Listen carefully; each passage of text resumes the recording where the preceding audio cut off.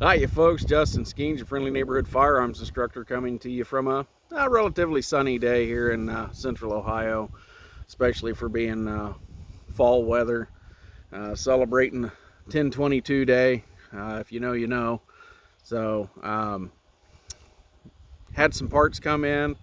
Got a little project that I've been working on. I figured since today was kind of related to 22 long rifle, that I'd show one of the projects I got going on, and that is my Taurus TX22. Sorry, it's not a Ruger 1022. I got a couple of those, but I haven't worked on them in a while. So I've got my Taurus TX22 here. Got some internal upgrades going on with it. I've got the tandem cross trigger in it.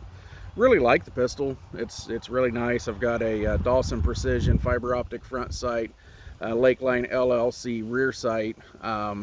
Got the U-channel rear and the fiber optic front. So a little project that started coming up with that pistol here recently. I like the Taurus TX22 line of pistols. They're a lot of fun for plinking, but I recently wanted to build something a little bit more accurate. So there's a company out there that has a target barrel for the standard TX22 that was touted as being more accurate than the factory barrel.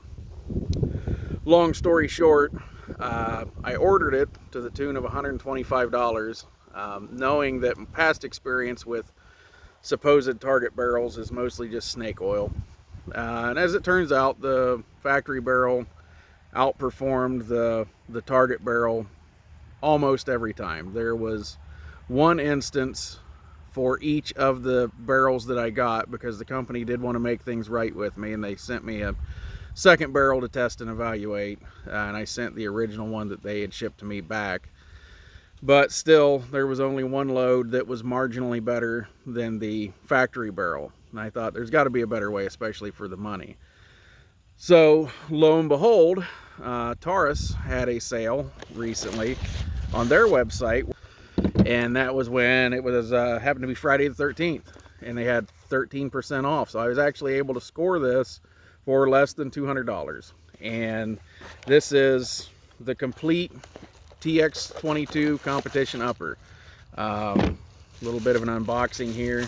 So it comes to you shipped in bubble wrap as I drop my optic plates, and it comes with obviously the upper optic plate installed, thread protector, recoil guide rod.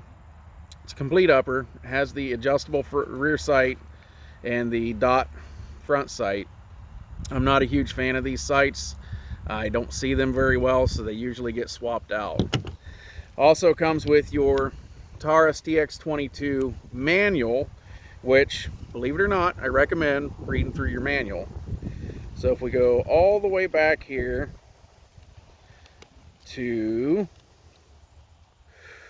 page 35, says the Taurus Competition model comes with 2 adapter plates. The table marked on 37 of this manual allows you to select the proper adapter plate for your red dot optic. So that's important.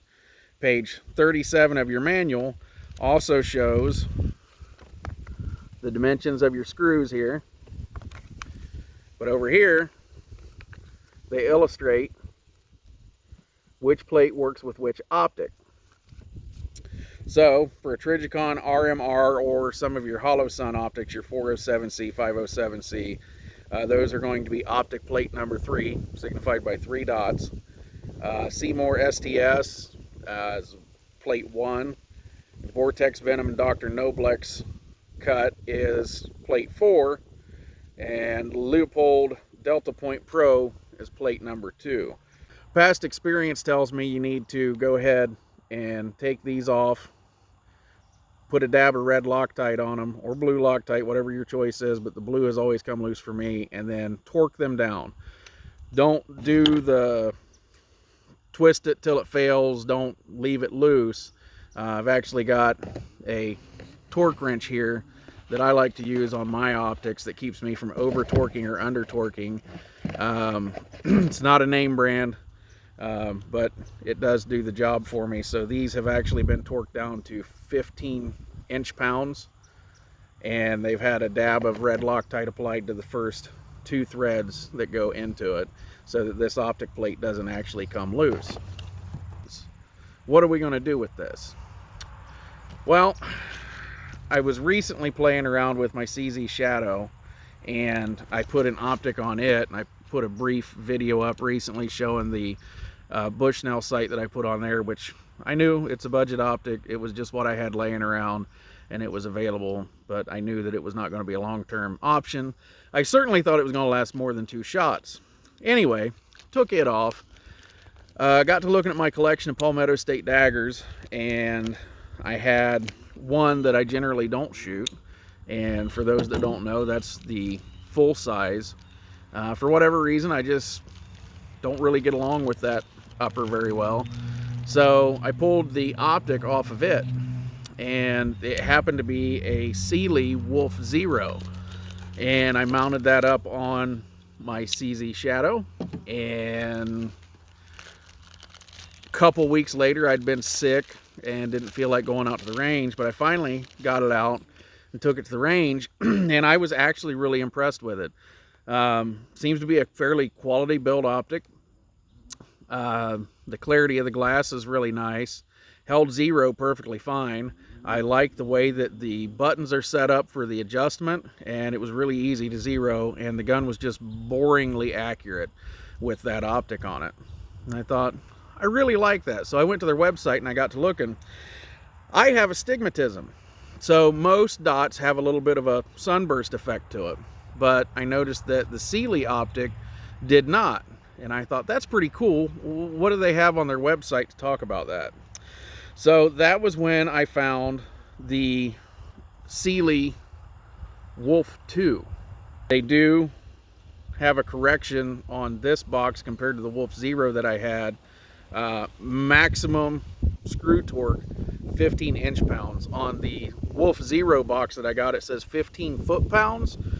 For the love of everything holy, do not try to mount an optic at 15 foot-pounds. So they did correct it on here, 15 inch-pounds. Full disclosure, this is not an American-made optic. This is a Chinese-made optic. There's no way of getting around that.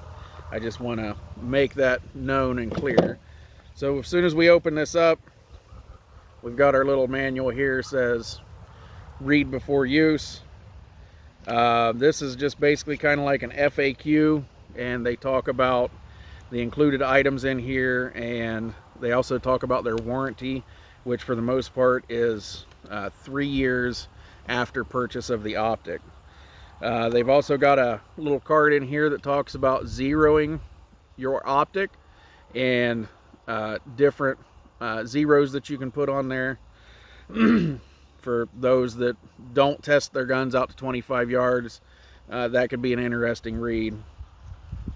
They also talk about proper adjustment of your optic.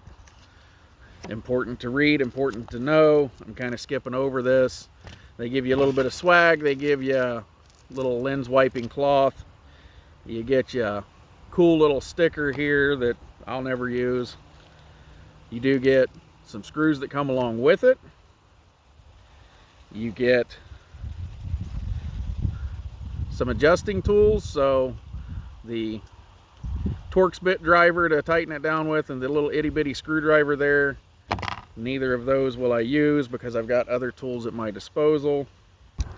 Does come with a rubber cover for the optic. Always put your rubber on when you go out and about. Got to be safe. Does come with a Picatinny rail adapter.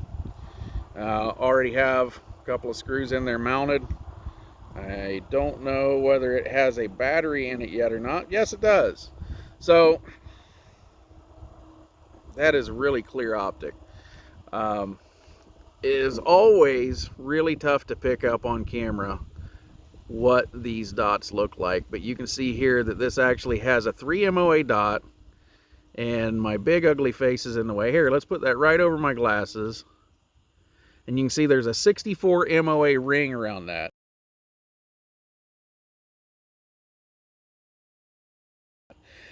I'm not a huge fan of the rings on optics, but I'm going to try it on this one.